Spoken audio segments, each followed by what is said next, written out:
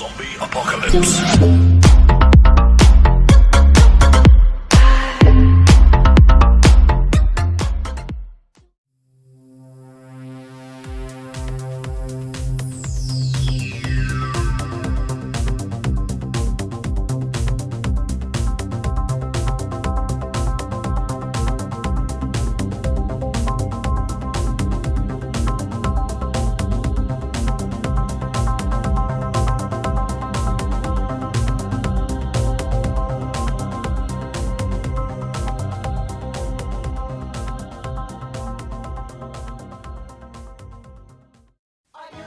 Up with the Commodore, 'cause the Commodore is keeping up with you. In a world of fun and fantasy, and ever-changing views, and computer terminology, Commodore is news.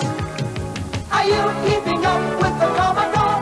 'Cause the Commodore is keeping up with you. Are you keeping up with the Commodore? 'Cause the Commodore is keeping up with you. Okay guys, so here's the SX-64 which I purchased off eBay. It is an NTSC machine, so I do need to get a power inverter to drop it down to 110 volts. So will it work? Let's see. So time to switch on the power inverter. Let's pop back over to the SX-64 and let's finally flick that switch and let's see what happens.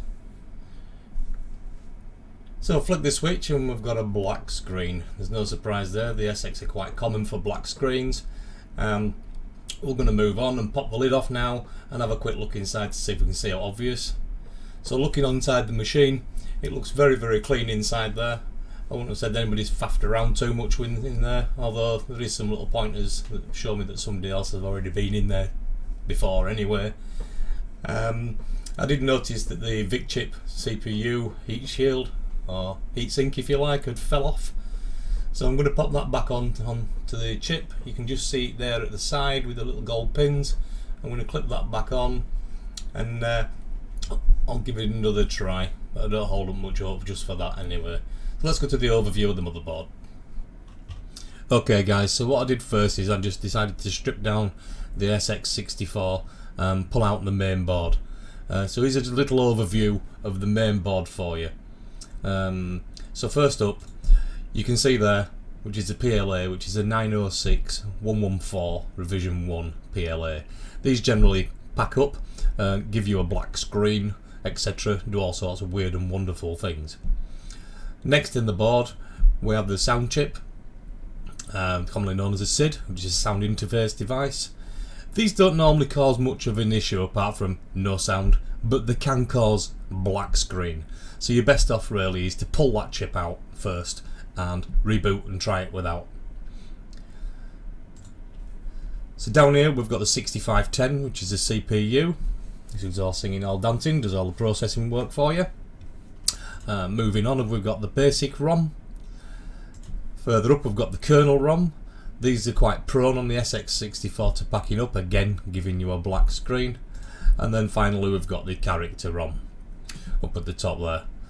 Some of you are now thinking, so where's the video chip? So the video chip is just down here, it's underneath this heatsink. On my revision I found that I've got an NTSC machine. Someone had actually installed a PAL video chip in there, so all the colours and the sync further on in the video you'll see are off, but you'll see that when we're coming up.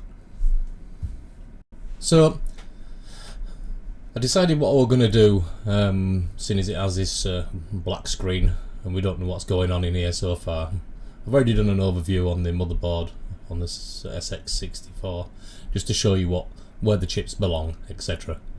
So this is a 60s clone board. This is a Commodore 64 board that I've built with the 60s clone, all working fine and dandy.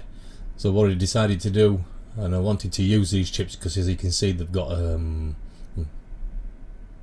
heat sinks on them, and I wanted to transfer them and put them into the SX with it being enclosed.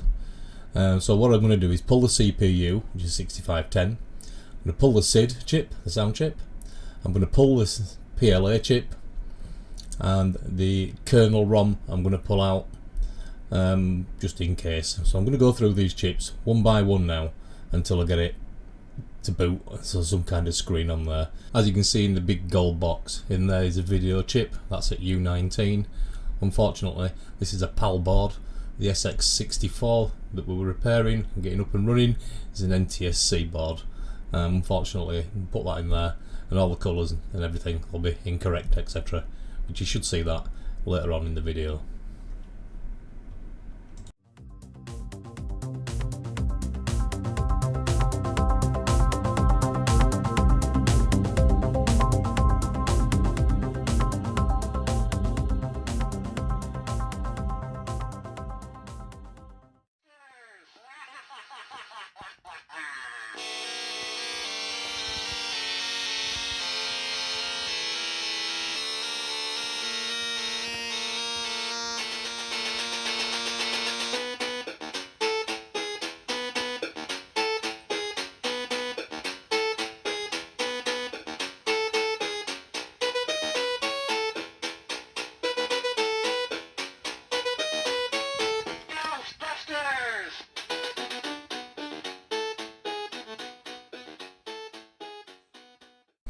Everybody's favourite tune, the Ghostbusters.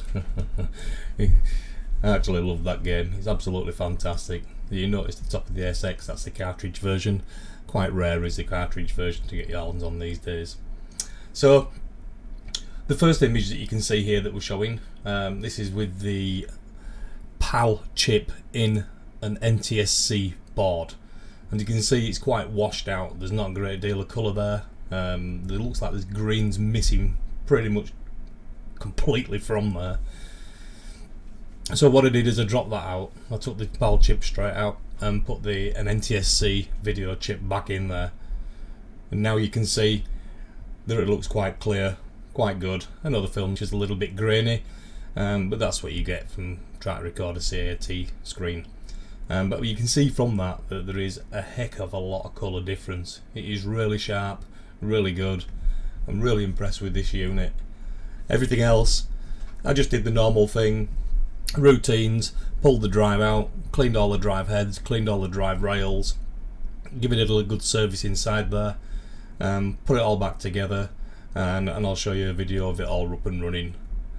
And you've just got to love the SX-64. So thanks for watching the 8-bit retro refix. There's another repair video. I'm going to love this SX-64, it's going to go into my collection very, very, very well. So once again, thanks for watching. If you like the video, click like and subscribe. Hit the little bell if you want to be notified for any more of the up and coming videos coming. And I'll see you on the next episode. Thank you. Bye.